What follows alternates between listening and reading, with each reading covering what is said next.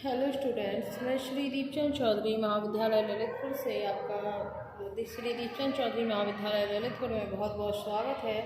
आज हम जानेंगे कि कॉन्सेप्ट होता क्या है। तो प्रत्येक विज्ञान में अगर देखें हम तो कुछ महत्वपूर्ण अवधारणाएं ज़रूर होती हैं और इन अवधारणाओं के द्वारा जो है रिसर्च से निकाले गए निष्कर्ष जो हैं या जो उसका कंक्लूजन निकलता है वो प्रकट होता है।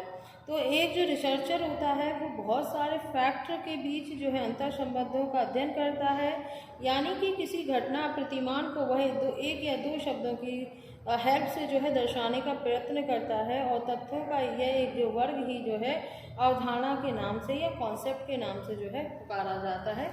अब हम देखते हैं इसकी कुछ डेफिनेशंस। तो डेफिनेशंस में अगर हम देखते हैं तो सबसे पहले जो आप अगर डेफिनेशन देखें तो मिस्टर जो कि मैरी जहोदा थी, उनके जो है और उनके कुछ ऐसे सहयोगी भी थे, तो उन्होंने एक जो है एक डेफिनेशन दी थी कॉन्सेप्ट के ऊपर कि a concept is an abstraction from observed events, यानी कि अवधारणा अवलोकित घटनाओं से एक आमूर्ति जो है कारण है। इसलिए उन्होंने जो है मैरी जहोदा ने जो है ये एक डेफिनेशन दी थी।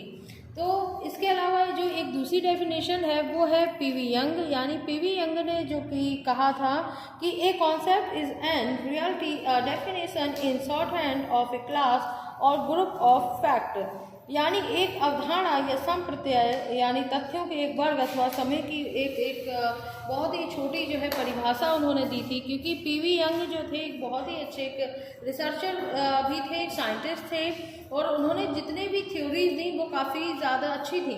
तो उन थ्योरीज के अलावा जो पीवी यंग ने जो है कॉन्सेप्ट के ऊपर भी जो है अपनी कुछ डेफिनेशन दी थी, जो कि अच्छी डेफिनेशन में जो है शुमार है।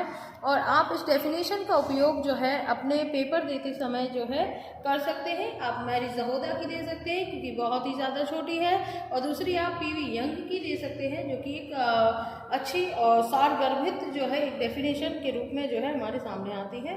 इसके अलावा जी डंकन मिचेल थे, उन्होंने कहा था कि concept is a term referring to a descriptive property of relation, यानी संप्रत्यय का तात्पर्य एक ऐसे विवरणात्मक गुण की संबंध की ओर जो है संकेत करने वाले एक पद से है। तो इस तरीके से ये तीनों जो परिभाषाएं अच्छी हैं और आप इन्हें एग्ज़ाम में जो है दे सकते हैं।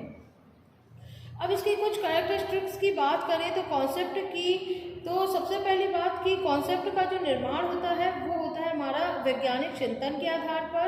दूसरा देखा जाए तो अवधारणा में जो है आवश्यकता अनुसार हम चेंजेस कर सकते हैं, और समय की आवश्यकता जो है तथ्यों के ज्ञान पर या उसके आधार पर जो है चेंजेस जो है अवधारणात्मक तथ्यों पर जो है ये आधारित होते हैं।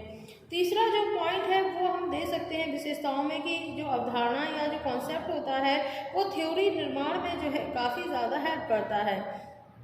इसके अलावा जो है कॉन्सेप्ट जो है हाइपोथेसिस के निर्माण में काफ़ी ज़्यादा हेल्प करती है और वह हाइपोथेसिस की खोज भी जो है करती है। इसके अलावा जो है अवधारणा तथ्यों के एक वर्ग या एक ऐसे ग्रुप की एक ऐसी संक्षिप्त परिभाषा होती है जिसे एक या दो शब्दों में जो है हम व्यक्त कर सकते हैं। और अवधारणा किसी व्यवहार प्रतिमानों की व्याख्या नहीं होती, वह तो केवल जो है एक संकेत के रूप में या संकेत मात्र के माध्यम से जो है हमें समझ में आती है। सातवां अगर देखा जाए, एक पॉइंट और ले लिया जाए तो अवधारणा एक तार्किक आधार होता है जो कि नॉलेज और इसके अलावा ऑब्जर्वेशन और अवलोकन या यथार्थ अनुभव के द्वारा जो है ये उत्पन्न होता है। अब बात करते हैं इसके इम्पोर्टेंस की कि कॉन्सेप्ट की। तो इम्पोर्टेंस ऑफ कॉन्सेप्ट मीन आपका अवधारणा का क्या महत्व होता है। तो वैज्ञानिक शोध का जो अंतिम उद्देश्य है वो है सिद्धांतों का निर्माण करना, और जब कोई शोधकर्ता अनुभवजन्य अवलोकन व निरीक्षण करता है तो वह अपने विचारों व अवलोकन का विश्लेषण करने के लिए जो है अवधारणात्मक संरचना का जो है सहारा लेता है। और इसमें जो है हम एक सब्जेक्ट कोई भी हो, चाहे वो समाजशास्त्र हो, चाहे वो आपका राजनीति हो या आपका होम साइंस हो, सभी में जो है जिसमें कई अवधारणाएं हैं जो कि सामान्य बोलचाल में प्रदर्शित होती हैं। उदाहरण के लिए अगर हम देखें तो जैसे परिवार, विवाह, नातेदारी आदि।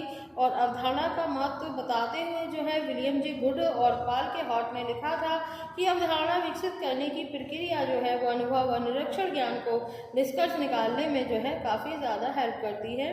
तो आपने जो है कॉन्सेप्ट क्या होता है और इसके अलावा कॉन्सेप्ट की डेफिनेशंस और उसके बाद कैरेक्टरिस्टिक्स और इम्पोर्टेंस, आपकी ये चारों चीज़ें जो है इस क्लास के माध्यम से कंप्लीट हो चुकी हैं कि कॉन्सेप्ट क्या होता है।